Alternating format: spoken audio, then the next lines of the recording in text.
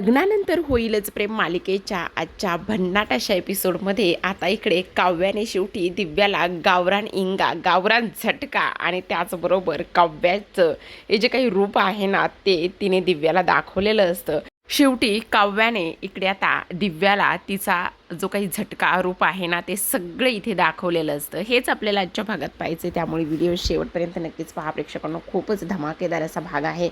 तर आता इथे आपण मालिकेमध्ये सुरुवातीला पाहतोय की आता पार्थ हा लंच ब्रेकमध्ये असतो आणि त्याने काव्याला फोन केलेला असतो आणि म्हणत असतो, काय मग काय करताय तुम्ही? तेव्हा काव्या म्हणत असते, काय मग शिंगेश्वर महाराज आवडलं का मटण पुलाव तुम्हाला?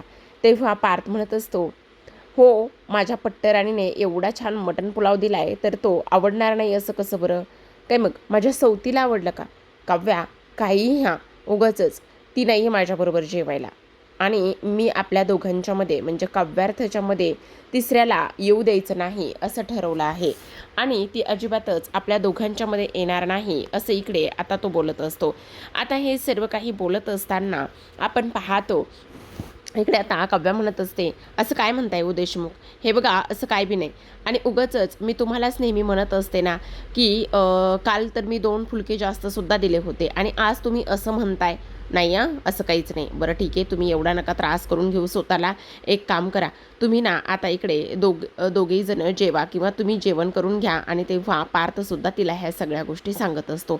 दुसऱ्या बाजूला आता इकडे पार्थ CCTV चेक करत असतो तर दिव्या तोंड पाडून बसलेली असते, ती काही जेवत नसते आणि त्याचमुळे आता इकडे आपण पाहतो की लगेचच पार्थ बाहेर फोन करतो आणि दिव्याला बोलावून घेतो. मग दिव्या आतमध्ये येते. आता दिव्या आतमध्ये आल्यानंतर लगेचच इकडे ती म्हणत असते, हा सर बोला ना, तुम्ही मला कशासाठी आतमध्ये बोलवलेलं आहे? तेव्हा पार्थ म्हणत असतो, काय मग तुम्ही टिफिन खाल्ला का? तेव्हा ती म्हणत असते, कसं खाणार ना टिफिन सांगा ना सर, म्हणजे बाकीचा स्टाफ आपला आपला ग्रुपने बसतोय, त्याचबरोबर माझ्या बॉसला मात्र माझ्यासोबत जेवायचं नाही आहे, मग मी कसं खाणार आहे टिफिन सांगा ना तुम्ही? नाही खाऊ शकत मी टिफिन. आणि काय ना सर, इकडे कोणाला ज्याला त्याला ना आपली पर्सनल स्पेस हवी आहे, मग जर ज्याला त्याला आपली पर्सनल स्पेस हवी आहे तर मग मी कसा टिफिन खाणार आहे बोला ना, सांगा मग मी काय करणार आहे? असं सुद्धा आता इथे ती बोलत असते. आता हे सर्व काही बोलल्यानंतर आपण पाहतो पार्थ म्हणत असतो, हे बघा चला जेवून घ्या. तेव्हा लगेच आता इकडे ती म्हणत असते, नाही सर मला अजिबातच जेवायचं वगैरे नाही आहे, नको आहे, मला भूकच नाही आहे, असं सुद्धा आता इथे ती बोलत असते. तेव्हा आपण पाहतो की इकडे आता पार्थ म्हणत असतो, हे बघा नाही म्हटलं ना सर, नाही जेवायचे. मी कशी ना आपली गावाकडून एक साधी सरळ मुलगी गावाकडून आलेली आहे. इथे येऊन मला असं वाटलं की सगळ्यांसोबत मिक्स व्हावं, व्यवस्थित राहावं, पण अजिबातच नाही. मग आता पार्थ तिच्यासमोर मटण पुलाव पकडतो आणि मटण पुलाव पकडल्यानंतर तिला म्हणत असतो, हे बघा आता तुम्ही हा मटण पुलाव खाणार आहात का? तेव्हा लगेच दिव्या म्हणत असते, वाव सो स्वीट, खरंच मटण पुलाव ना एकच नंबर, असं म्हणून हातानेच डिरेक्टली खायला सुरुवात करते. मग तेव्हा पार्थ म्हणत असतो, अहो काय करताय इथे दिव्या तुम्ही? अहो स्पूनने तरी खा ना, असं करून कोण खातं? तेव्हा ती म्हणत असते, सर आमच्या कोल्हापूरला ना असंच खातात आणि माझी नानी ना असाच मटण पुलाव बनवते, अमेझिंग आहे खरंच. असं म्हटल्याबरोबर पार्थ आता तिच्याकडे पाहत असतो, एक वेळा टिफिनकडे पाहत असतो. बिचारीने मेन असे 1-2 घास खाल्लेले असतात आणि त्यानंतर ह्या दिव्याने अक्षरशः सगळा जो मटण पुलाव आहे ना तो फस्त केलेला असतो. आता पार्थ म्हणत असतो, काय हे मटण पुलाव संपला? सॉरी सर, तुम्ही खाल्ला नव्हता का? सॉरी सॉरी, पण सर तुम्ही मिसळपाव खा ना, बघा ना मस्त आहे मिसळपाव. असं म्हणून तो त्याच्यासमोर मिसळपाव ती पकडत असते. पार्थ म्हणत असतो, नाही नकोय मला, नकोय मला, प्लीज नकोय मला. मग आता दिव्या म्हणत असते, अहो सर असं काय करताय? खाऊन तर बघा ना तुम्ही मिसळपाव कसा मस्त झणझणीत आहे. तेव्हा पार्थ म्हणत असतो, नाही नाही त्याची काही गरज नाही, पण सर असू द्या, तुम्हाला जर फार तिखट लागत असेल ना तर नका खाऊ. म्हणजे तसं बघायला गेलं ना तर थोडी मिसळ थोडीशी तिखटच आहे, पण त्याचं काय ना, मला ना हे तुमचा मटण पुलाव जो आहे ना तो फारच आवडला, असं म्हणून ढेकर काढत असते. दुसऱ्या बाजूला आपण पाहतो आता इकडे विजय मस्त त्याच्या बेडरूममध्ये आराम करत असतो, त्याच्या म्हणजे वसूच्या खोलीमध्ये आराम करत असतो. आता वसू येण्याची चाहूल लागताच समोर लॅपटॉप समोर उभा असतो. मग आता लगेच वसू म्हणत असते, काय मग तुम्ही कामात आहात का? स्वारी हा विचाराव, मी नंतर येते. अहो नाही नाही स्वारी कसलं, तुमच्यासाठी मी काम बाजूला ठेवू शकतो, असं काय करताय? बोला ना काय झालेलं आहे? तेव्हा ती म्हणत असते, काही नाही हो जावई बाप्पू, तुम्ही तुमचं काम करत असेल तर करावं. नाही नाही अहो सासूबाई, तुमच्यासाठी मी थोडी ना काम इथे बाजूला नाही ठेवू शकत, असं थोडी ना होणार आहे. तुम्ही बोला काय आहे? आणि सांगा काय करायचं आहे. तेव्हा लगेच त्या वसू म्हणत असते, त्याचं काय आहे ना, तुम्ही जे काही मला काम सांगितलं होतं ना, ते काम मी पूर्ण केलेलं आहे बरं का. ऑफिसमध्ये फोन वगैरे करून सगळ्या गोष्टी व्यवस्थित केल्यात. अहो, जेव्हा ज्या क्लायंटला भेटायला जाणार होता ना, त्या क्लायंटचं नाव आहे राजेंद्र मेढेकर अँड सन्स असं त्या क्लायंटला तो भेटायला जाणार होता. आता लगेचच इकडे तो म्हणत असतो, अच्छा तुम्ही नाव इथे मिळवलं आणि सगळी माहिती मिळवली, अरे वा वा वा. खरं तर ही फारच आनंदाची गोष्ट आहे बरं का, म्हणजे तुम्ही एवढं सगळं काही माझ्यासाठी केलं ना त्यामुळे. तेव्हा वसू म्हणत असते, एक मिनिट विजयराव, तुम्ही ही सगळी माहिती आणि ह्या सगळ्या गोष्टी माझ्याकडून काढून घेताय खऱ्या, पण मला एक गोष्ट सांगा. सगळ्यात महत्त्वाची म्हणजे आता मी सुद्धा त्या कंपनीची मालकीण आहे, पण मग इथे तुम्ही माझ्याकडून माहिती काढून आमची कंपनी वगैरे बळकावण्याचा किंवा आमच्याच विरोधामध्ये काही कटकारस्थान करण्याचा प्लॅन तर करत नाही आहे ना. तेव्हा विजय म्हणत असतो, असं काय बोलताय सासूबाई, असं काही बी करणार नाही मी. अहो, उलट मी रम्याला त्या कंपनीमध्ये मान मिळवून देण्याचा प्रयत्न करतोय. आणि सगळ्यात महत्त्वाची गोष्ट म्हणजे आणखी एक करायचं आहे मला, आणि ते म्हणजे की हे बघा, आता तुम्हाला मला असं वाटतंय की तुम्ही सुद्धा त्या कंपनीचं CEO व्हावं, त्याचबरोबर तुम्हाला सुद्धा कंपनीमध्ये काम करायला मिळावं. ह्या सगळ्या गोष्टीसाठीच मी हे सगळं काही करतोय ना. तेव्हा वसू म्हणत असते, काय सांगताय, खरं अगदी बरोबर बोलताय का तुम्ही? हो, मी अगदी बरोबर बोलतोय. दुसऱ्या बाजूला आपण पाहतो, मानिनी, नंदिनी आणि काव्या ह्या तिघी जणी आज देवासमोर इव्हिनिंगच्या वेळेला दिवा लावत असतात आणि शुभंकरोती म्हणत असतात. मग आता शुभंकरोती म्हणत असताना इकडे काव्याला आणि त्याचबरोबर नंदिनी ह्या दोघींना सुद्धा ती नेहमीप्रमाणेच जो काही अंगारा आहे तो लावत असते आणि म्हणत असते, इडापिडा टोडो. आणि त्याचबरोबर इकडे माझ्या दोन्ही सुनांना इकडे कोणाचीही दृष्ट लागू नये असं ती बोलते. तेवढ्यातच आता जीवा घरी आलेला असतो. जीवा घरी आल्याबरोबर तो नंदिनीला म्हणत असतो, अगं नंदिनी, ऐक ना, बघ माझ्या बॅगेमध्येच तुझे कालचे त्या दिवशीचे सोनोग्राफीचे जे काही रिपोर्ट्स आहेत ना, ते माझ्याच बॅगमध्ये तसेच आले. सॉरी हां, मी तुला द्यायलाच विसरलो. तेव्हा नंदिनी म्हणत असते, काय सांगताय जीवा? मग आता मानिनी म्हणत असते, अरे बाप रे बाप, बरं झालं बरं का, खरंच ही तर आनंदाचीच गोष्ट आहे. तू हे जे काही रिपोर्ट्स वगैरे ह्या सगळ्या गोष्टी पाठवल्यास ना, त्यामुळे मला खरंच बरं वाटलेलं आहे बरं का, असं सुद्धा आता इकडे ती बोलत असते. त्याच वेळेला आता काव्या ते रिपोर्ट्स हातामध्ये घेते आणि काव्या ते रिपोर्ट्स हातामध्ये घेतल्यानंतर ते रिपोर्ट्स पाहत असते. त्याच वेळेला आपण पाहतो, नंदिनीला मात्र प्रश्न पडलेला असतो आणि नंदिनी पुन्हा एकदा देवाचे मनापासून आभार मानत असते. काव्याच्या हातामध्ये रिपोर्ट्स असतात आणि मानिनी म्हणत असते, खरं सांगू का नंदिनी, आज ना मला तर खरंच फार आनंद झालेला आहे हे रिपोर्ट्स पाहिल्यानंतर. त्या दिवशी काव्याचे मी रिपोर्ट्स पाहिले आणि काव्याचे रिपोर्ट्स पाहिल्यानंतर आज मात्र तुझे रिपोर्ट्स इथे माझ्या हातामध्ये आलेले आहेत. मग त्या काव्या म्हणत असते, खरं सांगू का, सगळ्यात महत्त्वाची गोष्ट म्हणजे आता तर इकडे ह्या रिपोर्ट्समध्ये आजीबाईंना 2-2 बाळ, म्हणजे त्या रिपोर्ट्समध्ये माझं बाळ आणि ह्या रिपोर्ट्समध्ये इथे ताईचं बाळ दिसणार आहे. खरं तर ही फारच जास्त आनंदाची गोष्ट आहे असं सुद्धा आता इकडे काव्या बोलत असते. त्याच वेळेला मानिनी म्हणत असते, बरं चला, ही तर आनंदाची गोष्ट आहेच, आपण आता जेवणाचं वगैरे पण बघावं लागणार आहे की नाही. मग आता जीवा म्हणत असतो, खरंच ही तर फार आनंदाची गोष्ट आहे आणि स्वारी हां. आणि त्यानंतर आता इकडे नंदिनी देवाकडे प्रार्थना करत असते आणि त्याचबरोबर जीवासुद्धा तिच्या बाजूला असतो. मग आता नंदिनी धावतच खोलीमध्ये जाते आणि जीवाला बोलवत असते. जीवाला ती विचारत असते, मला तुम्हाला काहीतरी विचारायचे. मग आता जीवा पटकन दरवाजा बंद करतो आणि त्यानंतर ती म्हणत असते, काय झालं जीवा, तुम्ही हे सोनोग्राफीचे रिपोर्ट्स जे आहेत ना, ते कसे मॅनेज केले? मग आता जीवा म्हणत असतो, अगं हो, तेच सांगण्याचा आम्ही प्रयत्न करतोय. तेव्हा नंदिनी म्हणत असते, तेच जीवा, काय झालं सांगा ना, मला तर फार भीती वाटत होती. आईनं मला सोनोग्राफीचे रिपोर्ट्स आणि त्या सगळ्या गोष्टी मागितल्या, पण तुम्ही हे सगळं कसं मॅनेज केलं जीवा? तेव्हा लगेच आता जीवा म्हणत असतो, अगं हे जे काही रिपोर्ट्स आहेत ना, ते मी रिपोर्ट्स AI ने बनवले आहेत.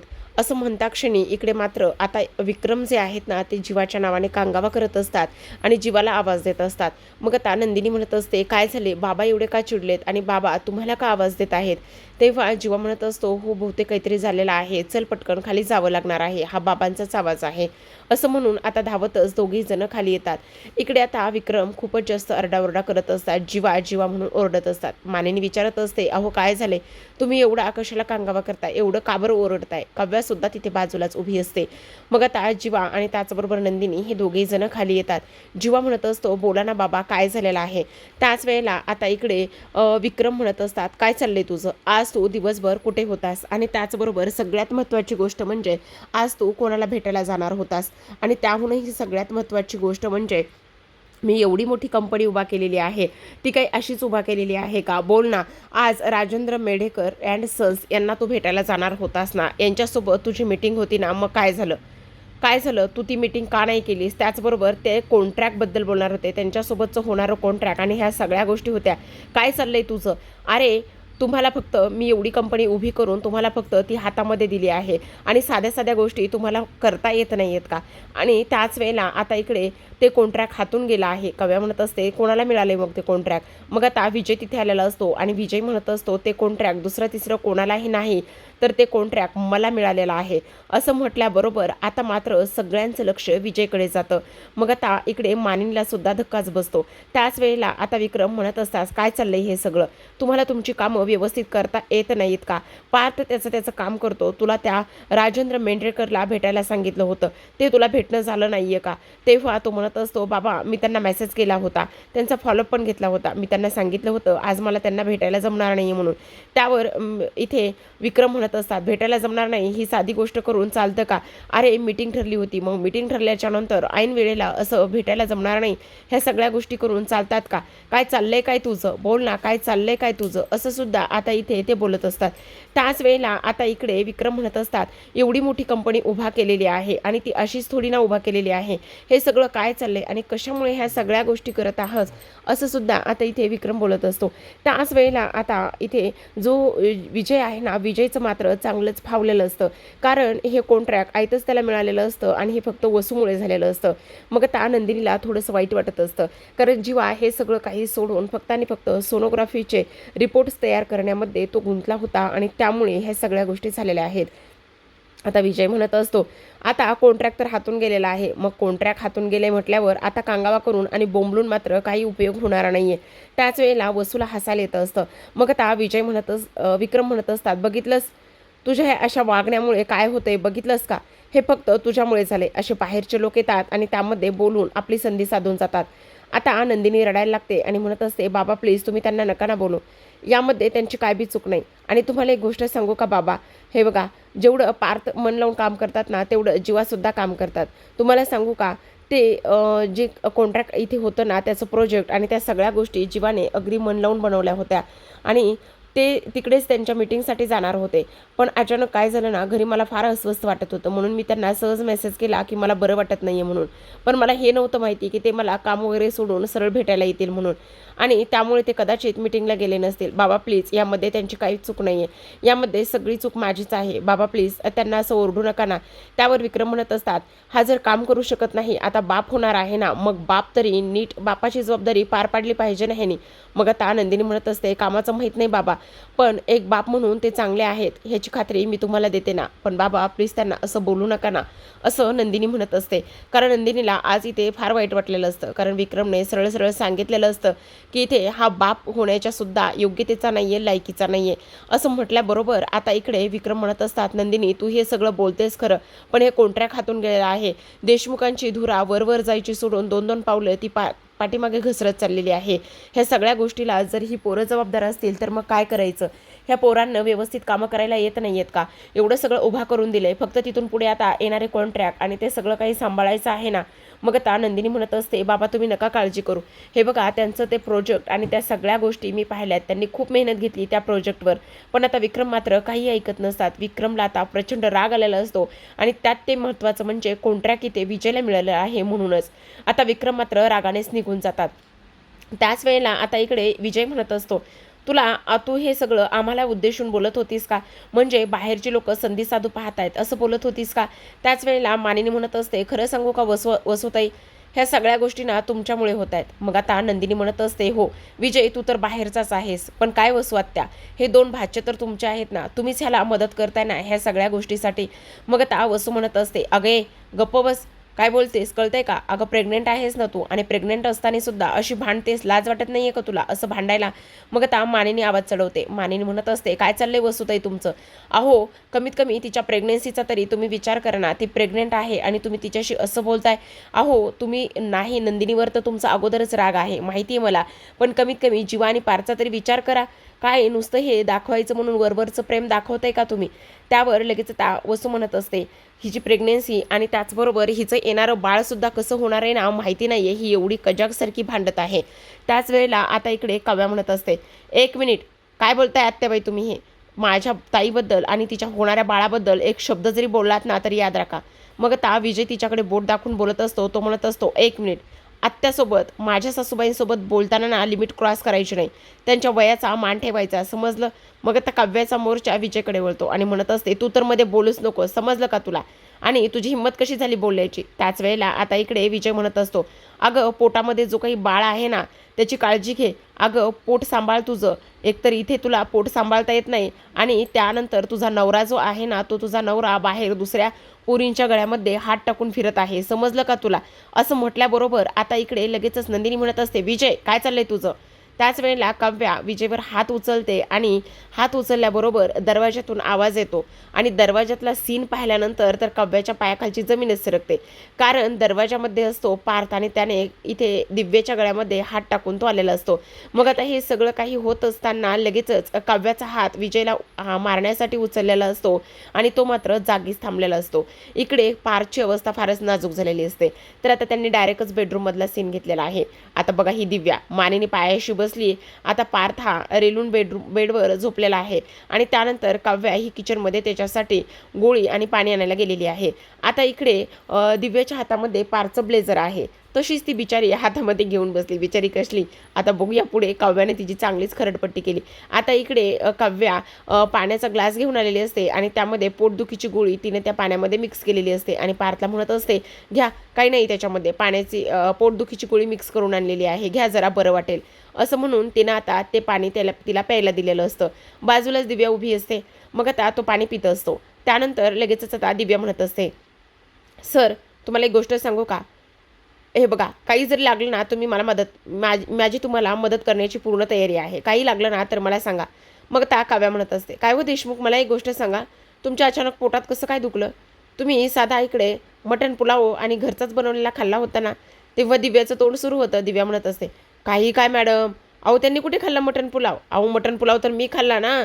काय? हो, आणि मटण पुलाव मी खाल्ला आणि त्यांनी तर माझा मिसळपाव खाल्ला. काय देशमुख? असं ती बोलत असते. तेव्हा लगेच त्या मानेनी म्हणत असते, काय हे पार्थ, अरे घरचा डबा दिलेला असताना तू बाहेरचा मिसळपाव का बरं खाल्लास? तेव्हा दिव्या म्हणत असते, खरं तर मिसळपाव थोडासा तिखटच होता बरं का मॅडम.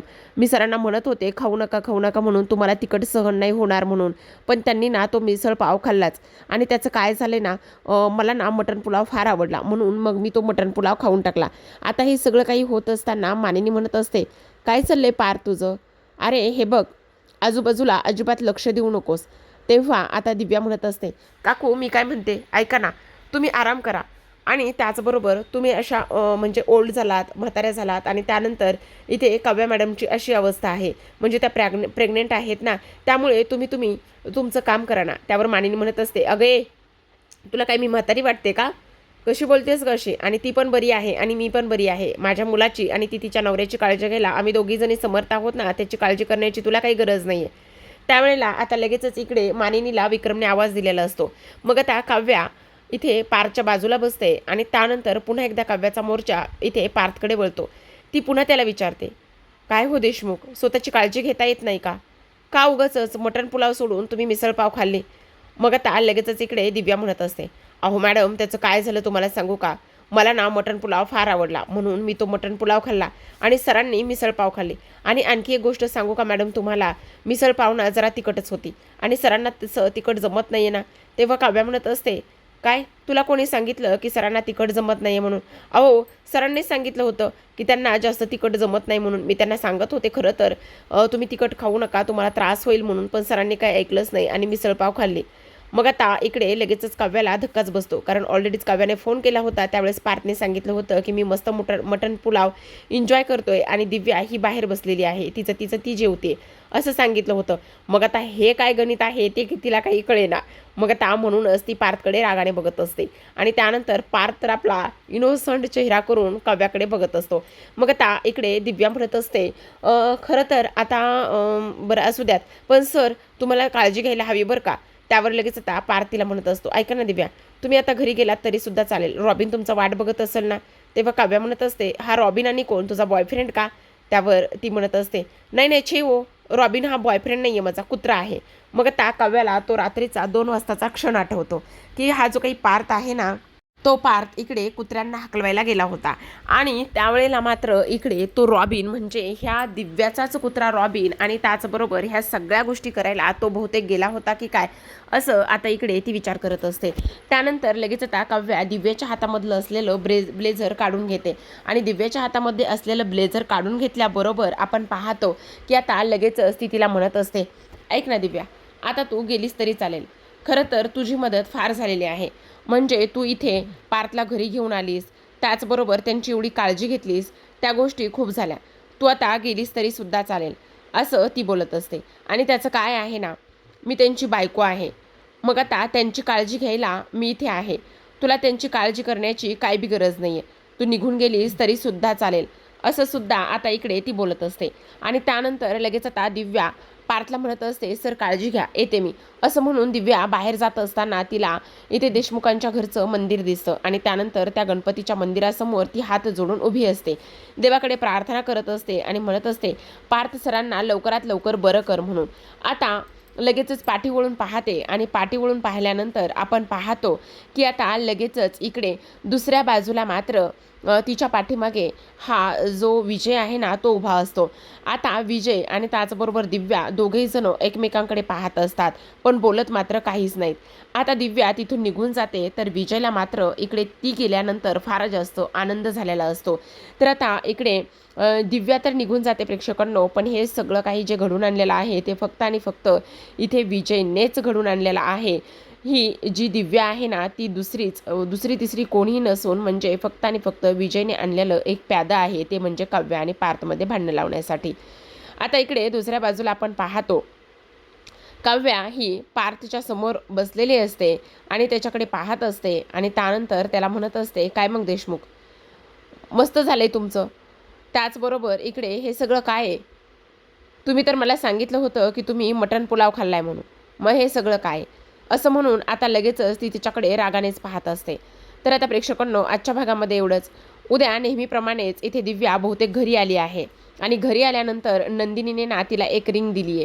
ती म्हणत असते, खरं तर तू काल पार्थसाठी जे केलंयस ना, त्यामुळे मला तुला काहीतरी द्यायचं आहे, असं म्हणून तिनं ती रिंग दिलेली असते. आणि तिनं रिंग दिल्यानंतर इकडे मानिनीला सुद्धा थोडासा धक्काच बसतो की हिला रिंग का दिली म्हणून, काय गरज आहे रिंग द्यायची. आणि सरळ सरळ इथे नंदिनीने तिच्या बोटामध्येच ती रिंग घातलेली असते. आता नंदिनीने तिच्या बोटामध्ये रिंग घातल्यानंतर इकडे हिला तर फार जास्त आनंद होतो. मग आता लगेचच इकडे आपण पाहतो की ती म्हणत असते, खरं तर ही रिंग फार छान आहे, मला तर फार आवडली बरं का, असं सुद्धा आता इथे ती बोलत असते. त्यानंतर काव्या ही क्लासला गेलेली असते आणि त्यानंतर घरी आल्यानंतर दरवाजेची बेल वाजवते आणि दरवाजेची बेल वाजवल्यानंतर आपण पाहतो की आता लगेचच इकडे दरवाजा उघडण्यासाठी दिव्या आलेली असते आणि दिव्या म्हणत असते, काय मग आलीस का काव्या? त्यावर आता इकडे काव्या म्हणत असते, काय चाललंय काय? म्हणजे सतत मॅडमवरून काव्या बोलायला लागलेली आहेस तू, असं म्हणता क्षणी आता इकडे दरवाजाला हात देऊन उभी असलेली दिव्या तिला दिसते आणि तिच्या बोटामध्ये तिची रिंग दिसते. मग आता लगेचच इथे काव्याला राग येतो. काव्याला राग आल्यानंतर ती म्हणत असते, काय आहे हे तुझ्या बोटामध्ये, काय आहे, तू हे काय घातलेलं आहेस, असं ती तिला विचारत असते. तेव्हा ती म्हणत असते, ही तर रिंग आहे. काय हो काव्या, तुला राग आला का? त्यावर लगेच आता काव्या म्हणत असते, तुझी हिंमत कशी झाली? ही रिंग माझी आहे आणि माझी रिंग तुझ्या पोटामध्ये कशी काय, आणि ती रिंग घालण्याची तुझी हिंमत कशी झाली? असं बोलल्यानंतर आता इकडे मुद्दामच दिव्या हसायला लागलेली असते. एवढं खुनशी हसत असते की काही विचारूच नका. पण आता काव्या मात्र तिचा शेवटी गावरान इंगा दाखवतेच बरं का. काव्याने आता लगेचच दिव्याच्या बोटातली रिंग जी आहे ती काढून घेतलेली असते आणि तिच्या बोटातली रिंग काढून घेतल्यानंतर इकडे आता ती म्हणत असते, पटकन काढ, पटकन काढ. आणि त्यानंतर रिंग तर काढून घेते प्रेक्षकांनो, पण आता स्वतःच्या हातामध्ये असलेली जी बॅग आहे ना, त्या बॅगचे जे बंद असतात ना, त्या बॅगच्या बंद आता इकडे दिव्याच्या गळ्यामध्ये घालते आणि तिला ओढतच आता इकडे ती तिला सरळ सरळ पुढे घेऊन येत असते. आणि ओढत सरळ पुढे घेऊन आल्यानंतर दिव्या म्हणत असते, काय करताय मॅडम, सोडा ना प्लीज, मॅडम सोडा ना, काय करताय मॅडम, सोडा ना प्लीज, सोडा ना. असं म्हटल्याबरोबर आपण पाहतो की आता ती मात्र काही केल्यास सोडत नसते. तर आता इकडे प्रेक्षकांनो, काव्या नेमकं दिव्यासोबत असं वागल्यामुळे घरामध्ये काय वातावरण टाईट होईल किंवा इथे आता ह्या दिव्याची कशा पद्धतीने काव्या नांगी ठेचेल हे पाहणं फारच कमालीचं असणार आहे. तर अशाच नवीन मालिकांचे रिव्ह्यू आणि त्याचबरोबर अपडेट्स जाणून घ्यायचे असतील, पाहायचे असतील तर नक्की चॅनलला सबस्क्राईब करा. भेटूयात उद्याच्या भागामध्ये. तोपर्यंत पाहत राहा लग्नानंतर